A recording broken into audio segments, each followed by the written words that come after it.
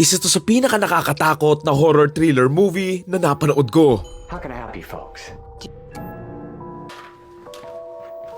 This looks like real life. David? At this room? It sure looks like it.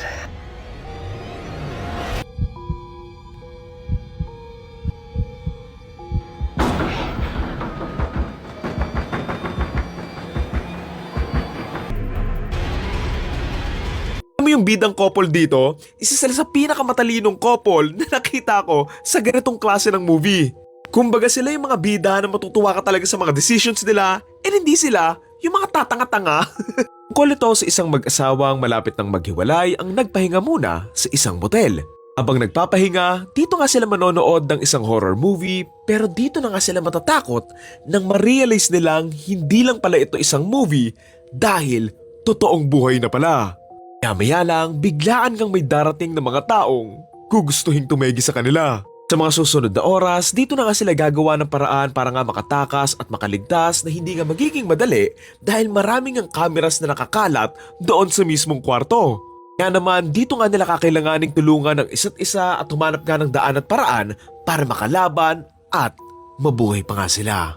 Title ng movie, Vacancy. Alam mo legit, isa ito sa pinaka nakakatakot na horror thriller movie na napanood ko kasi nga, sobrang realistic ng kwento eh. Wala pa naman atang nababalitang may ganito talaga pero yung premise and pagkakasetup nga niya, kayang-kaya siyang gawin sa totoong buhay eh. Kaya nga sobrang memorable sa akin ng movie na to tsaka yung The Strangers kasi isipin mo nagpapahinga lang kayo tapos lulusubin kayo naman sa samang tao. Sinong hindi matatakot nun, di ba? At talagang kinikilabutan ako doon sa CCTV footages na nakatape nga. Ang creepy kaya ng pagkakagawa na sobrang realistic niyang panoorin.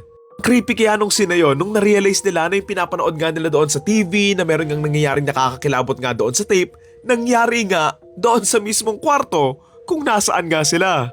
Para sa isang taong katulad ko na takot ma-home invasion, nakakatakot kaya yung premise nito na sa mga Airbnb pa nga lang, minsan sobrang natatakot na akong matulog eh, lalo na kapag manipis yung pinto and kayang akyatin nga yung mga bintana. Like tayo doon sa may movie and like I said, good nga yung ending nito kasi nga, parehas din silang nakaligtas kahit sobrang imposible.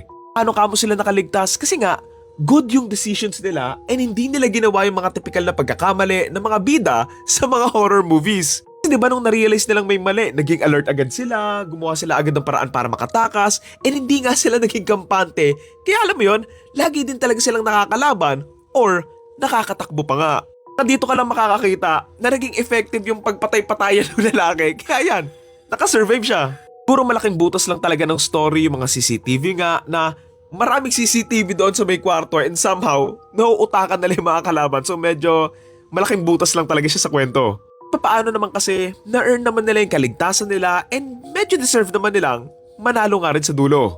Siguro medyo naging wonky nga lang yung third act lalo na kung paano nga nila tinapos na for me medyo lazy lang. Medyo stupid na alam naman pala nilang nandun nga siya doon sa kisame tapos inintay pa nilang mag-umaga para habulin siya. I mean, you could say na nagkataon lang na doon nga nag-camp yung kalaban or whatsoever, pero it doesn't work pa rin for me and parang nung umaga na, minadali na nila ng sobra yung kwento eh. Sana nga ginawa na nga lang nilang tuloy-tuloy doon nga sa gabi pa lang nung natondo nga yung lalaki. Para nga, mas okay yung pacing nung takot and thrill din. It's kinda awkward lang na pinaumaga pa nila tapos ganun din pala kabilis yung nangyari na it doesn't help the story and it kinda destroys yung flow na sineset up nga nila buong movie. So yun lang naman, maganda na sana yung simula and pagkakaset up nga ng lahat. Hindi lang talaga naging malinis kung paano nga nila tinapos na halatang halata na minadali lang talaga nila. Either way, sobrang nakakatakot and fun pa rin naman ang movie na to. And ito talaga yung magandang panoorin sa gabi na talagang kakabahan ka. Again, ang title ng movie ay Vacancy and ang torta rating ko for this ay 6.5 or 7 out of 10. It's not the perfect horror thriller suspense movie, pero sobrang enjoyable niya para sa akin. Yun lang. Thank you.